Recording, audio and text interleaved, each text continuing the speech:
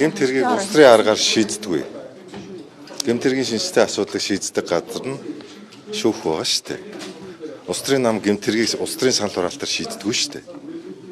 Сая энэ Монгол Ардын намын баг хурал дээр хууль зүйн дотоод хэргийн сайд асна Цэндийн нямд оржгүй Хасбатар гэдэг хүний нас барсантай холбоотой хэргийн материалууд тэрийг нямд оржгоогоос өөрөөс нь асуу.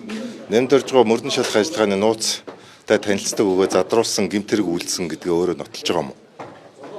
Өөрөөс нь асуу тэр. Хойд гэхдээ одоо энэ талаарх мэдээллийг баг хурлын гишүүд нямд орж гэмт хэргийн хавцас тэрэгтэй танилцдаг этгээд мөн үү? Өөрөө тэрийг танилцсан бөгөөд өөрөө нотолж байгаа бол энэ нь өөрөө 5 жилийн хоригдолтой гэмт хэрэг. Тэгэхээр тэрийг нэмдэрж байгаа гэсэн.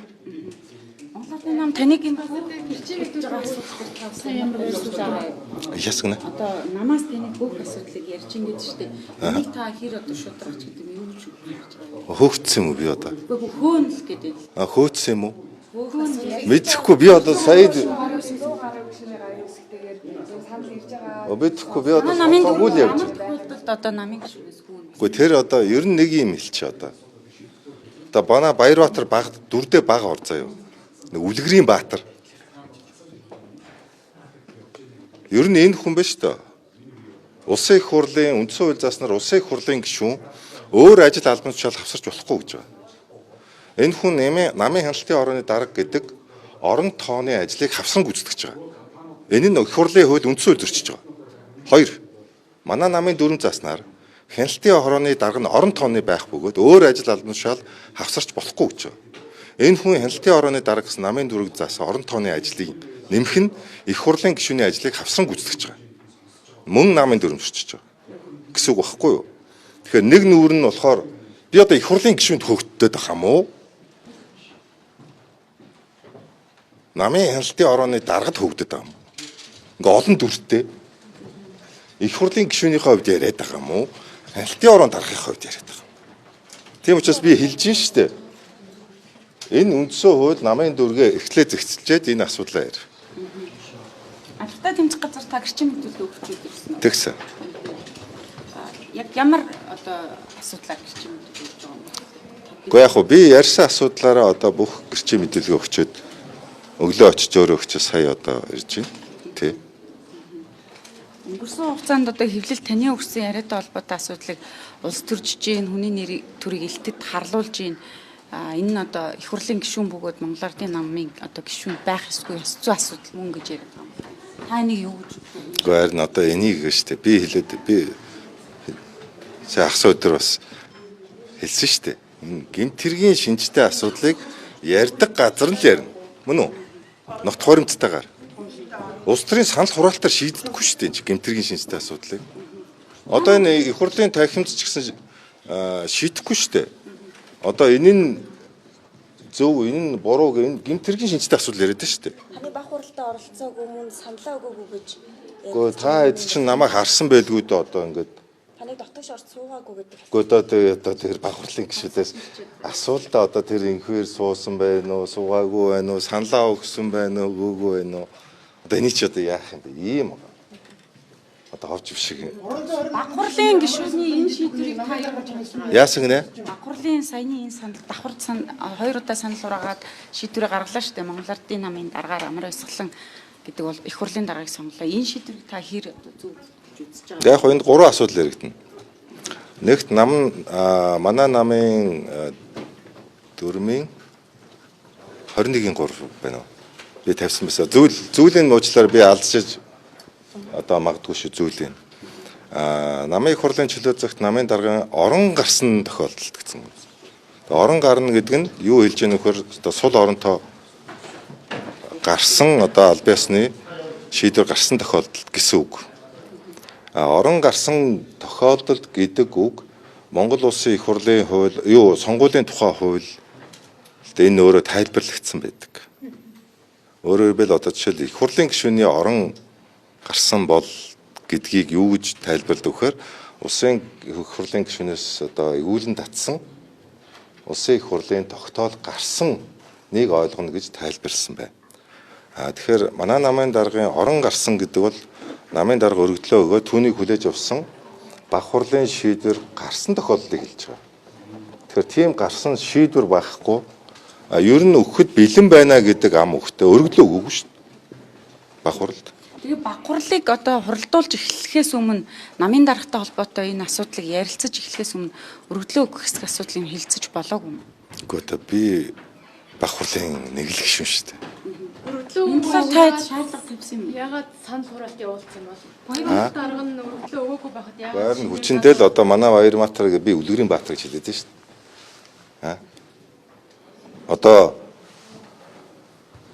энэ одоо нэг хэдэн юу гэсэн ч одоо би одоо хэлэх үг олдохгүй байна шүү дээ. Одоо хүн хоог хэлчих гээд байгаа уучлаа. Тэгэхээр би хэлсэхгүй байсан дээр.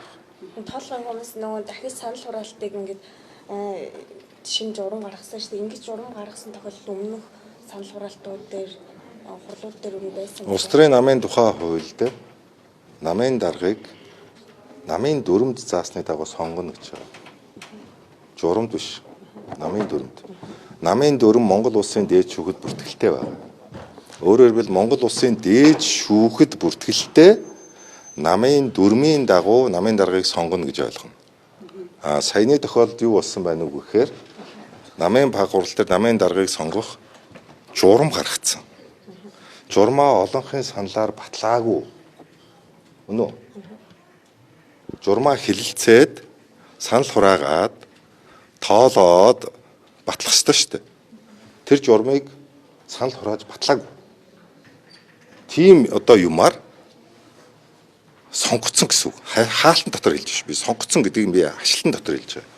Тэгэхээр намын дүрмийн дагуу сонгоно гэсэн улс төрийн намын хууль зөрчигдсөн гэсэн үг. Мөн үү? Таныг улс төрийн намын тухай хуулийг тайлбарлах хэрэгтэй. Тэгвэл өөрөө ч гэсэн хууль дүрмийг тайлбарлах хэрэггүй шүү дээ. Тэнд бүлтэрсэн шүү дээ. Тэ? Тэгээд шүүх мөнхтөр асуудал үнвэл би даанч шиг ирээд хийм бэ одоо. Үлгэрийн Баатар гэж би хэлээд байгаа чинь шүү дээ. Тэр одоо харин Үлгэрийн Баатар багц дээ. Баярмаатар дарга сая бас тэр Одоо журмыг энэ баг дээд хурлаар шүүхт баталсан гэж. За тэгвэл бичлэгийг одоо гаргаж үзвэл. Баталсан гэж байгаа бичлэг тэрийг баталсан тоолгын үр дүнг одоо та бүхэн их хэвээр. Одоо би факт бол факт чек багхгүй юу? Одоо та бүхэн ингээ хоёр талтай мэдээлэл ингээд олон нийт аваад байна шүү дээ. Нэг нь асуудалгүйгээд нэг нь асуудалтай гэдэг. Тэгэхээр энэ дандаа факт чек. Факт чек гэдэг бол баримт. Манай бага хурлын хуралдаан бичлэгтэй явдаг. Тэр бичлэгийг гаргах. Одоо энэ Монгол Ардын намын даргыг улсын дээд шүүхтэр бүртгэх хэсэг асуудал олонний анхаарлын төвд байна. Тэгэхээр энэ одоо бүртгэх болов яах бол гэдэг ийм эргэлзээ там байна. Тэгэхээр энийг одоо Баярмаатар гишүүн би даа гэж хэлсэн гэж ойлгож байна. Битлэн даанч шиг тэр батлан даадаг хүн биш шүү дээ. Гэхдээ тэр Үлгэрийн Баатар одоо юм батлан даадаг. Өөрийгөө яа гэжээж одоо тэр тийм ч дээ. Би бол тэрийг мэдэхгүй. Нэг юм яваад байсан. Тэгэхээр би бол тэр эхнэр нь одоо тийм хүн байдаг, ийм хүн байдаг. Одоо манай нэмдгаарч шиг шалгаж байгаа эргээ хавц тэргийг би танилцаад ингэсэн байлаа мэлээ гэж өөрөө яриад шүү дээ. Чинь мөрдөн шалгах ажиллагааны нууц задруулах гэмт хэрэгтэн гэдгээ өөрөө ичтээд байгаа бол тэр хүнээс нь асуу гэж би хэлээд байна. Ар гэрээс нь мэйлэр ирэх бүхэн албан тушаалтнуудад ирсэн. Тэрний дагуу. Тэгээ харин нэмдурч байгаас асуулт та тэр. Гадны нөлөөдөд баримт байгаа юм уу? Гадны нөлөөдөд баримт тавьсан. Харин та гэмт хэргийн шинжтэй асуудал яриад байна шүү дээ. Тэгэхээр тэр хавтас тэрэг би хавтас тэргээс юм яриаггүй шүү дээ. Би шалгагдж байгаа хэргийн хавтас тэргээс юм яриаггүй шүү. Тийм багаз? Тэгээ хавтас тэрэг уншаад танилцаад тэр яриад байгаа хүмүүсээс нь асуул та. Энд чинь мөрдөн шалгах ажиллагааны би нууц байдаг зүйл шүү дээ. Тэр задруулах чинь өөрөө бас гэмт хэрэг байхгүй юу? Мөрдөн шалгах ажиллагааны нууц задруулах бол одоо гэмт хэрэг. Би энийг одоо бүр торох ялтай байсныг нь ганцхан хорих ялтай болгож чангалсан хууль зүйн сайд. Би өөрөө гэж. Мөн үү? Тэгэхээр би мөрдөн шалгах ажиллагааны нууцыг хэрхэв задруулж болохгүй гэж ярьдаг хүн бөгөөд энийг үйлдэлээрээ хуулийнх нь ялыг нь цэрлэлийг нь чангалсан. Тэгэхээр би хуулийн хариуцлага нь бас аюул сайн мэдж байгаа юм багхгүй.